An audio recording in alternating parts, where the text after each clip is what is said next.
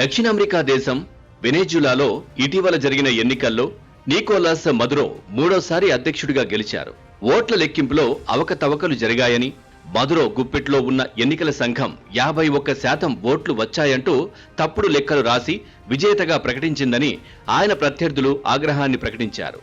బరిలో 8 మంది అభ్యర్థులున్నా పోటీ ప్రధానంగా మదురో, విపక్ష అభ్యర్థి ఎడ్మండ్ గొంజాలెస్ మధ్య సాగింది.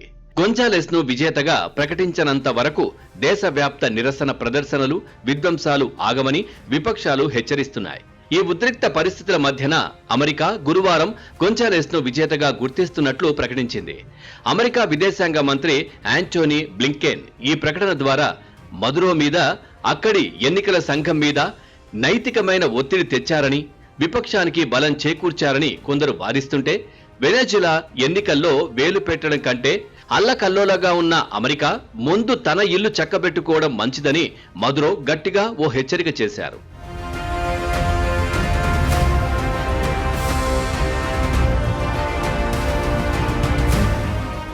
మదురోకు 51%, గొంజాలెస్ కు 44% ఓట్లు పోలేనట్లు ఎన్నికల సంఘం చేసిన ప్రకటనలో కుట్ర ఉందని అందరూ నమ్ముతున్నారు. బూత్ స్థాయి ఓటింగ్ డేటాతో ప్రతి వివరము బహిర్గతం చేయాలని విపక్షాలు డిమాండ్ చేస్తుంటే, దేశ సర్వోన్నత న్యాయస్థానాన్ని రంగంలోకి దించి తన ఎన్నికకు ఆమోదముద్ర వేయించుకోవాలని మదురో చూస్తున్నారు. విపక్ష అభ్యర్థిని విజేతగా అమెరికా ప్రకటించడానికి కొద్ది గంటల ముందు మదురో ట్విట్టర్ వేదికగా ఓ ఆసక్తికరమైన ప్రకటన చేశారు. ఈ అనవసరపు బెదిరింపులు ఆపి వెనెజులా సార్వభౌమత్వాన్ని అమెరికా గౌరవించిన పక్షంలో దానితో చర్చలకు తాను సిద్ధమన్నారు. దేశంలో ఎన్నికలు జరిగితే ఆంక్షలు ఎత్తేస్తారని గతేడాది అమెరికా హామీ ఇచ్చిన మేరకు దాని ప్రాతిపదికగా ఈ చర్చలు జరగాలన్నారు. ఖతర్ వేదికగా జరిగిన ఈ చర్చల అనంతరం గణనీయమైన చమురు నిల్వలున్న వెనెజులా తిరిగి ప్రపంచ చమురు వాణిజ్యంలోకి అడుగు పెడుతుందని అధికులు విశ్వసించారు.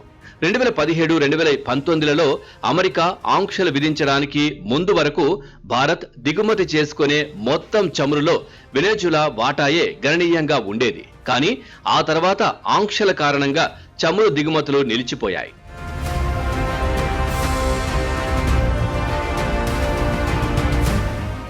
అధ్యక్ష ఎన్నికలు సక్రమంగా, సవ్యంగా జరుగుతాయన్న మదురో హామీ మేరకు విపక్షాలతో కుదిరిన సయోధ్య నేపథ్యంలో గతేడాది అమెరికా కొన్ని నియమ నిబంధనలను సడలించింది.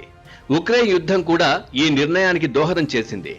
దానితో భారీ ముడి చమురు దిగుమతులతో, యూరప్కు శుద్ధి చేసిన చమురు ఎగుమతులతో భారత్ గణనీయంగా లబ్ధి పొందింది. గతేడాది వెనెజులాలో నుంచి భారత్ దిగుమతి చేసుకున్న ముడి చమురులో 90% వాటా రిలయన్స్ దేనని అంటారు. చౌకగా కొని గుజరాత్లో శుద్ధి చేసి లాభం ఉన్న చోటకు ఎగుమతి చేయడమనే ప్రక్రియ సవ్యంగా జరుగుతున్న తరుణంలో మళ్లీ మొన్న ఏప్రిల్లో ఆంక్షలు వచ్చిపడ్డాయి.